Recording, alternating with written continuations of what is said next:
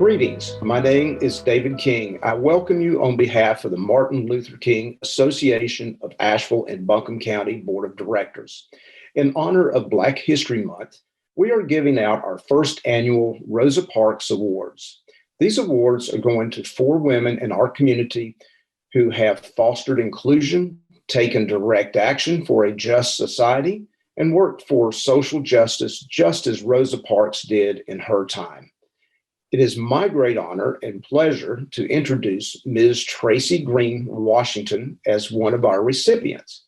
Ms. Greene-Washington is the president of Indigo Innovation Group, a consulting firm dedicated to serving as a thought partner, advisor, coach, and consultant to philanthropic, nonprofit, private, and public organizations. She most recently served as Director of Special Initiatives for the Kate B. Reynolds Charitable Trust. She served as Program Officer at the Z. Smith Reynolds Foundation. Ms. Greene-Washington recently completed a TED Talk titled Addressing Complex Change. She currently serves on the boards of NC Early Childhood Foundation, NC Center of Public Policy. She released her first book on October 20th, 2020, titled Choosing Purposeful Alignment. Without further ado, Ms. Tracey Greene-Washington.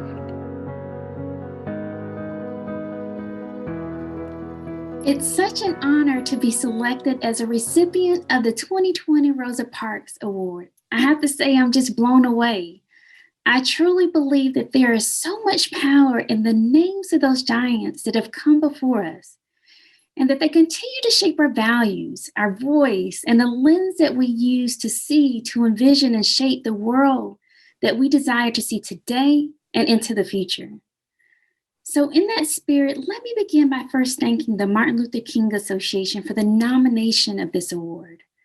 The countless elders in the Asheville community that took the time to plant powerful seeds into my life and others that were explicitly anchored in the values of servant leadership, the power of community, understanding the collective, equity, love, healing, and courageous action. I want to thank my family, in particular my parents and my husband Edmund and my son Caleb. And I want to thank my Co-Think family.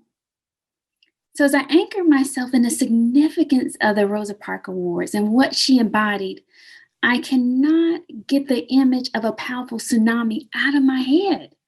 A powerful force that arrives or occurs as a result of a disturbance that begins slowly readying itself, galvanizing in other ways at just the right moment and speed, but intentionally creating critical momentum to finally arrive in such an unexpected way to deliver a powerful impact.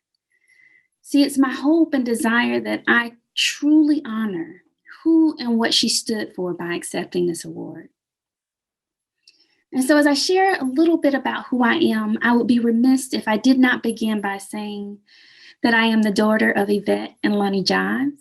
I'm a native of Asheville, North Carolina, that I grew up in public housing in the Klondike community, and I am from the historic Burton Street community in West Asheville. See, my passion for movement work and structural change was birthed in Asheville out of hard conversations and the pushing by elders to use my voice. And I have to say that birthing was specifically influenced by the work of Elder Johnny Hayes when I worked with him as a community organizer at the age of 16 with the NAACP.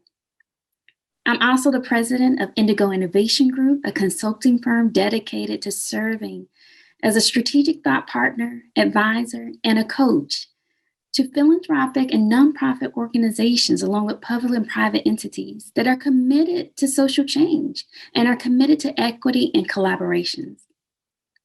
But in addition to these roles, I'm the founder of Co-Think, a social change philanthropy that's committed to shifting the economic mobility, health, education, and leadership narrative of communities of color in Western North Carolina.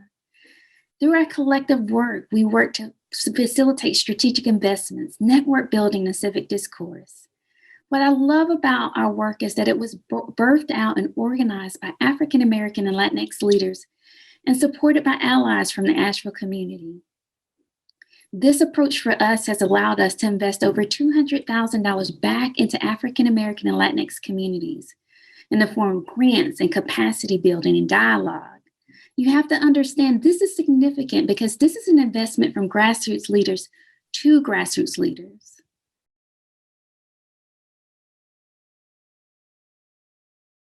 As I think deeply about what inspires me to persevere in times of adversity, there's a couple of things that come to mind for me.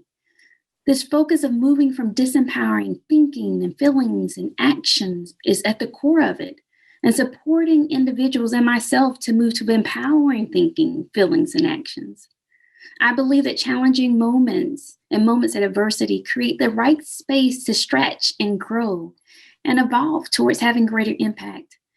And I believe community is just key. The collective of authentic relationships, the friendships are critical in these moments.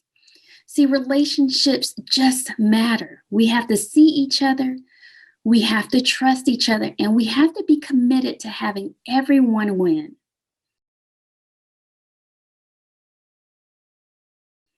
As I look around the community, there are several things that give me hope. Have you been seeing all the movement building work? I have to say, I'm blown away. It is movements within movements. It's multi-generational. It's multiracial. It's amazing to watch and be a part of. There's several things that also give me hope.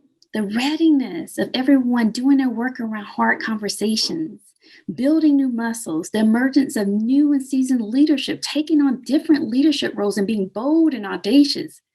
And I have to say, the thing that makes me smile is the work that is led by these young leaders in our community around reparations. And lastly, what makes me excited is seeing the networks that are being built, that are modeling a new way of doing the work together. It is modeling the sharing, the building, and the transference of power to create the community that we all want to live in. See, this is the legacy building work of breaking down old narratives, structures, and silos. And it is amazing and a privilege to watch. Again, I feel so much gratitude for being a recipient of the 2020 Rosa Parks Awards. Her legacy continues to provide a clear line of sight regarding what is important. How do I and others have to continue to show up, ready ourselves, and take the necessary action to be an explicit ally, co-conspirator, and positive disruptors in activating change in our community every day? It is a reminder for me, an important reminder, that in our community, that there's so many leaders that are doing important work, and we have to all pause to celebrate, to move out of the way, and to support the energy and ideas of the next generation. But we need to play a critical role. It's important for us to provide cover, to take risks and use all of our social, political, and relational capital to support the success of our entire community. All I can say is thank you, Asheville community. Thank you, the Martin Luther King Association, for this honor. It is appreciated. I have so much gratitude. Thank you so much.